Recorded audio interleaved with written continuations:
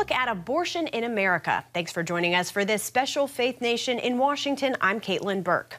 An op-ed from the American College of Obstetricians and Gynecologists recently stunned many pro-life advocates by its insistence on removing all restrictions on abortion. In the Washington Post write-up, the American College of OBGYN and Society of Family Planning called for abortion on demand at any time for any reason, stating the procedure should, quote, be available without restrictions, without limitations, and without barriers. The statement was in response to another Washington Post op-ed by pro-life strategists pushing for Republican presidential candidates to be more outspoken on abortion. Dr. Ingrid Scope, a practicing OBGYN and director of medical affairs for the Charlotte Lozier Institute, spoke with CBN News about late-term abortions and the op-ed. Sadly, this is not surprising to me. I've seen a progression over the years of more and more pro-abortion stances taken by ACOG's leadership. I've been a member of the organization for about 30 years. They have never surveyed their membership about our feeling about the pro-abortion positions that they take. The reality is that only 7 to 14% of practicing obstetricians will perform an elective abortion. It's good that this discussion is happening so that the American public can come to the realization that, yes, late abortions are happening. Yes, they're dangerous. Yes, they are killing babies electively, healthy babies and healthy mothers.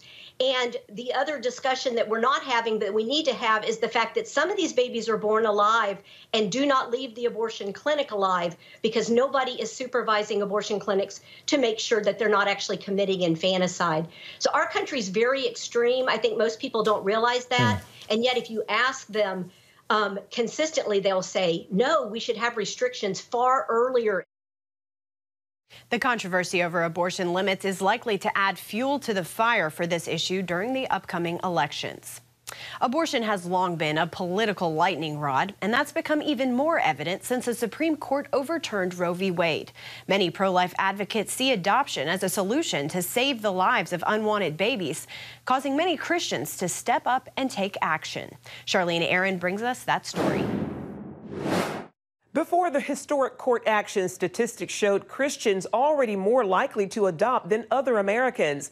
Now they are stepping up at an even bigger rate to grow their families and help children in need. Since Dobbs' decision last June, we've definitely seen the church raise up and say we want to be available for adoption and foster care. Herbie Newell serves as president and executive director of Lifeline Children's Services, one of the largest evangelical adoption agencies in the country. We've seen the pro-life community really embrace the idea of adoption in ways that really we haven't for the last 49 years. I feel like we were so targeted on ending abortion that we kind of failed at times to look at what are the options that a woman has on the life side. This all comes at a time, Newell says, the battle over adoption has never been greater. Adoption has become a lot tougher, both domestically and internationally. Organizations have either compromised or exited child welfare altogether because of how difficult it is to stand firm to a biblical ethic of marriage and family in the world of child welfare today. When the pandemic hit in 2020, border closings and lockdowns forced many countries to shut down their foreign adoption programs, an impact Newell points out that's still being felt today. China has just now started to allow families to travel again for kids that were matched to them in 2019 before the pandemic began. And so certainly we need to call our state representatives, our senators. We need to advocate for these kids that have been matched to come home. Back in the U.S., Newell says pro-life pregnancy centers must adjust to the changing face of abortion. We need to make sure is that we're not just reaching the woman who's going to come into our clinic who's looking for a medical abortion, but they were able to get in almost real time connection with women who are seeking chemical abortion.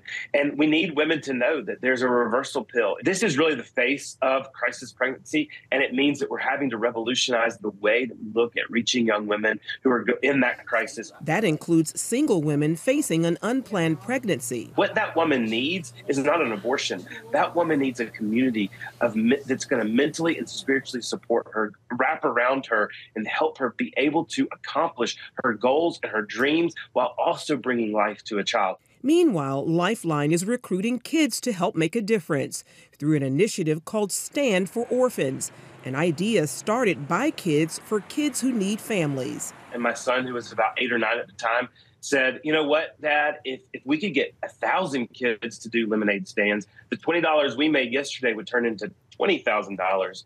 The next thing you knew, that first summer, they had raised over $100,000 for orphans and vulnerable children around the world. I took a stand, and you can too. Since that first summer, nearly $400,000 have been raised, and it's expanding as churches across the country are including the idea in their vacation Bible schools. Charlene Aaron, CBN News. She battled against abortion and won big. Meet Mississippi's Attorney General when Faith Nation returns.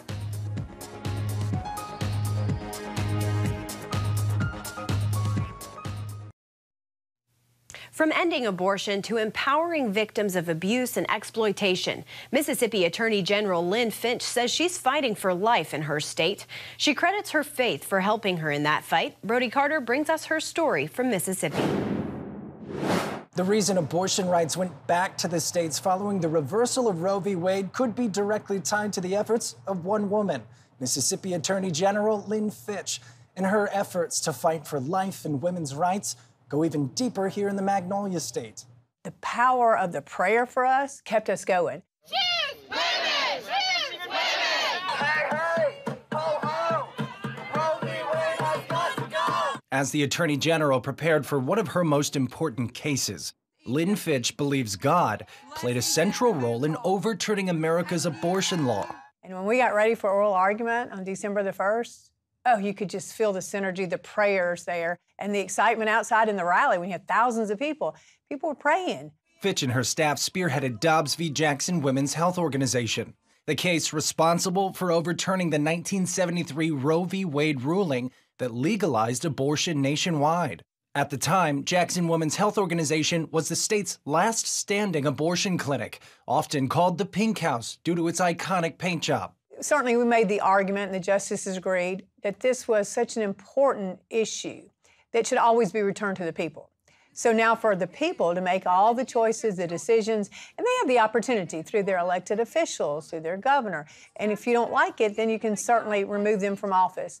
Before that daily push for the people begins, the Attorney General and her staff arm themselves with faith. I have many favorites, but Philippians 4:13, I can do all things through Christ who strengthens me. This office is a very Christian office. We certainly pray together. That's how we open up so many of our different activities. Finch credits God and hard work for overturning Roe v. Wade, followed by several trigger laws nationwide, including one in Mississippi, which bans all abortions except to save the life of a woman or in cases of rape or incest reported to law enforcement.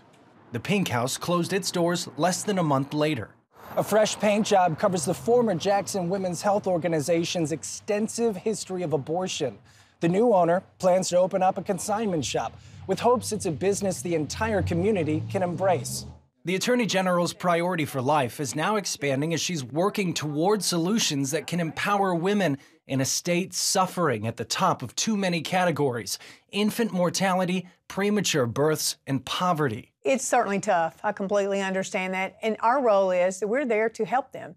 That's what our challenge is. Now, how do we empower these women that are struggling? What can we do as a state? With nearly 40 years of legal experience, A.G. Finch is currently focused on protecting victims of domestic violence, sexual assault, and human trafficking. When I first ran for this office, I recognized we had an issue in human trafficking here in the state of Mississippi. In the 18 months, we've rescued 187 individuals, including 15 children. We've made 60 arrests.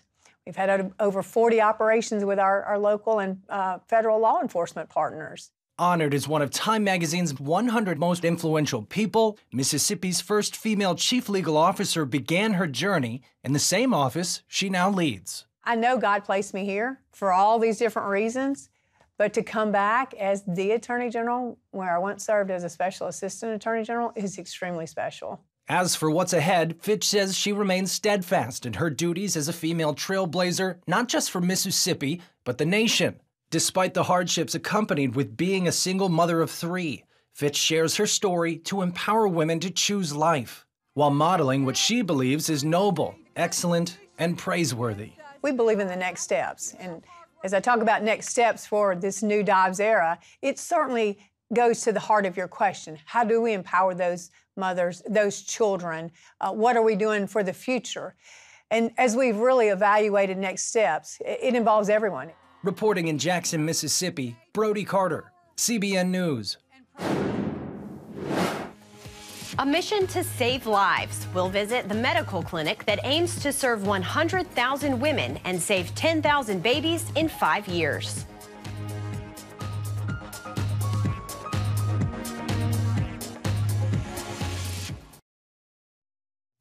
Welcome back. As the future of abortion continues to play out in state courts, pro-life groups are actively working to offer women alternatives to the procedure. As CBN's Jennifer Wishon reports, Christian clinics are providing help and hope. 9:30 in San Antonio, and it's already hot. In order to appreciate the power of Christ, These women are getting ready for their day. Romans 3:23, for all have sinned and fall short of the glory of God. Our sin caused a rift between us and him. So great is the holiness of our God. They worship and praise. We finished abortion recovery with Angela, and she's healed.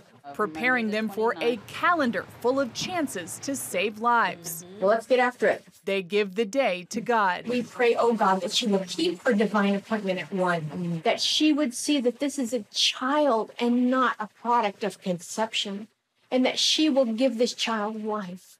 Father, we pray for life for this child.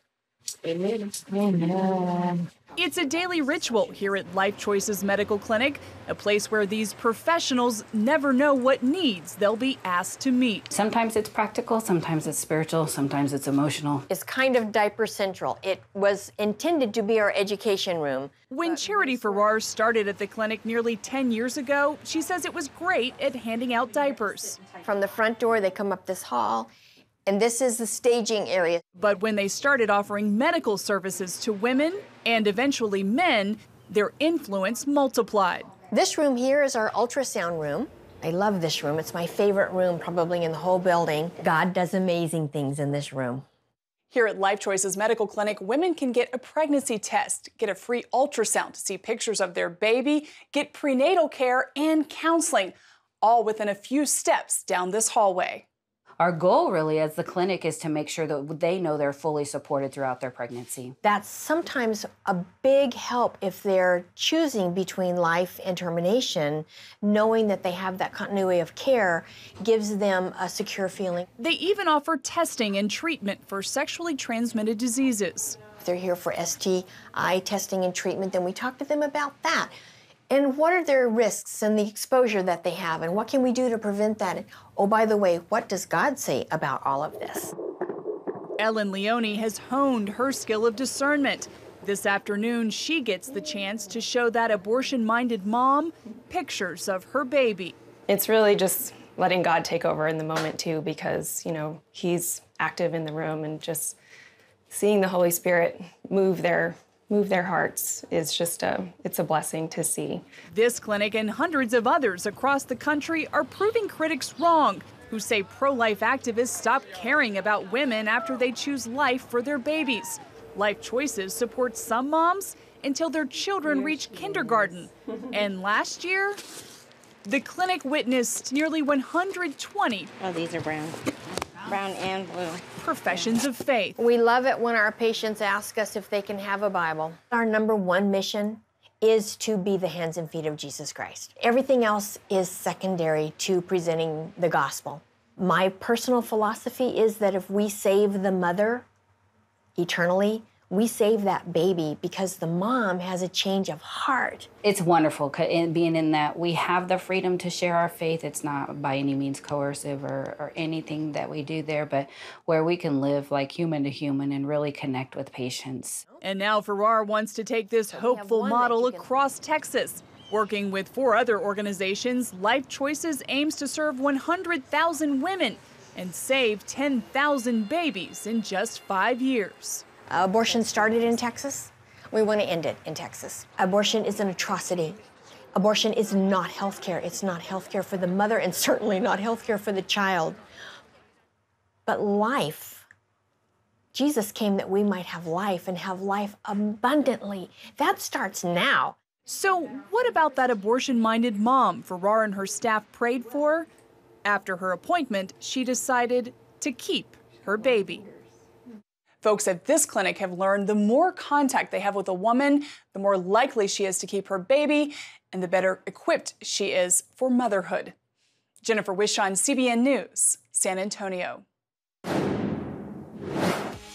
The struggle of caring for a baby and being in school. See who's helping student moms make their dreams come true after this.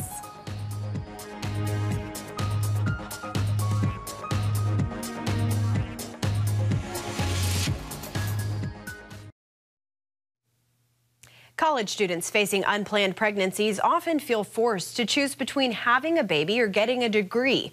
Many of those women feel isolated and unsupported. But one organization in Alabama is trying to change that narrative one step at a time. Here again is Charlene Aaron. The nonprofit group Baby Steps helps pregnant and parenting student moms at Auburn University with housing, support, and community. It can empower them to have their baby and education, a mission Baby Steps hopes to spread to other campuses across the country. We have housing in the front house for our student moms that have newborns, but then we have 3 apartments separate in the back for mamas who have toddlers. Baby Steps has operated near the Auburn campus for the last 5 years. Director of Operations Caitlin Willing shares how it all started. In 2017, Michelle Schultz actually founded Baby Steps. She had an unplanned pregnancy here in Auburn when she was a student, a junior, and she didn't know what to do. She really thought her life was over the way that it was and didn't think that she could stay in school and finish her degree. When I initially found out that I was pregnant, I thought, what is that blue line right there? Because I was not ready. I wasn't expecting it. That's the reality for many young college students who fear that a child could shatter their dreams of getting an education. I was driving to school and to work, so I work full-time, and I was living in Tallahassee. I had to drive 45 minutes to work. I'd go to school. I'd have to drive 45 minutes home, and by the time I got home, it was time to get Riley ready for bed. There was so much disconnect from trying to juggle being a parent and going to school. An issue Willing knows all too well. When I was a junior on Auburn's campus as well, I had an unplanned pregnancy, and navigating that was probably one of the most trying times in my life. I didn't know if I could stay in school and finish my degree. Located just a short walk from campus, Baby Steps provides resources to help women on their journey to a college degree while also embracing motherhood. There is a gap here where women may say, I do want to have my child, but now what do I do? And we know that the most amount of unplanned pregnancies happen between the ages of 18 and 29. So we saw that there was a need for a resource to help women truly finish their education. And the way that we can do that is to take all of the things off their plate that are stressing them out. An on-campus club that helps meet the needs of student moms is just one way to alleviate some of that pressure. We help moms in tutoring. We package and deliver meals this year, which is a new thing that we started, so that's fun. We get to offer babysitting services to moms. Auburn senior Devin McGlong says volunteering to help fellow students is both rewarding and inspiring. It's really cool to see graduation pictures from them because they look so proud, and they should be, because they did such a huge thing. Like, they raised a kid and they got an education, putting in the work that takes. Like, I can't imagine how hard it is. While Auburn does not fund the on-campus club, Willing sees it as an asset to the university. We have so many resources on campus because we do help their student retention. They want their girls to stay in school. It is such a beautiful way this community here in Auburn has stepped up and said, we're going to fill in the gaps for these women and we're going to help them succeed. As a graduate with a degree in human development and family studies, Willing says it's refreshing to see other women fulfill their goals. We've helped 18 students graduate, walk across that stage, whether they're still pregnant or have a little one in tow, which has been a beautiful thing. We have served 85 student moms in some capacity since opening our doors in 2017. And we have had 8 girls live in this home and finish their degree. Many are beyond grateful. Without baby steps, I don't think I could invest in my child the way that I needed to. And they gave me that window of opportunity, and I'm glad I took it. Much needed help that will soon expand to young mothers-to-be on other campuses. We are currently going to the University of Central Florida. So we have one fully functioning site here on Auburn University. We are in the works of getting their campus launching, and we have another campus that's not too far behind them that we're working with to open their doors. Charlene Aaron, CBN News, Auburn, Alabama. A beautiful ministry. That's going to do it for Faith Nation. We will see you tomorrow.